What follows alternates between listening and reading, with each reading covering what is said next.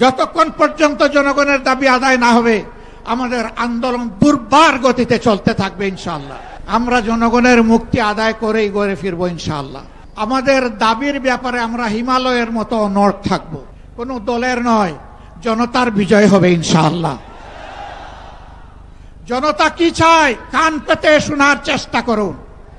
যদি এই ভাষা বুঝতে ব্যস্ত হন তাহলে নিজের পরিণতির জন্য যে বুঝতে ব্যর্থ হবেন তাকে তৈরি থাকতে হবে। আমরা কথা দিচ্ছি বাংলাদেশের জনগণকে, আমাদের সহযোদ্ধারা আমাদের হাতে এনে মুক্তির প্রাথমিক পরিবেশটা উপহার দিয়েছে। আমরা জনগণের মুক্তি আদায় করেই গড়ে ফিরবো ইনশাআল্লাহ। আমরা ভদ্র ভাষায় কথা বলছি, ভদ্র ভাষায় কথা বলবো, কিন্তু আমাদের দাবির ব্যাপারে আমরা হিমালয়ের মতো অনড় থাকব। কারণ এই দাবি জনগণের দাবি, কোনো দলের দাবি নয়। এই দাবি বিপ্লবের দাবি, এই দাবি ফ্যাসিবাদের দাবি নয়। অতএব ফ্যাসিবাদের দাবির কাছে বাংলাদেশের জনগণ মাথা নত করবে না। তৈরি হন।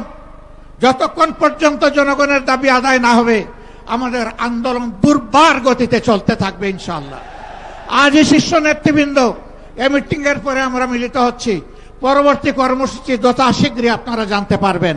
সেই কর্মসূচি বাস্তবায়নের জন্য প্রস্তুতি নেওয়ার আহ্বান জানিয়ে এবং সরকারকে জনগণের ভাষা বুঝে অতি শীঘ্র গণভোট আগে দেওয়ার সিদ্ধান্ত নেওয়ার আহ্বান জানিয়ে আমার বক্তব্য এখানেই শেষ করছি।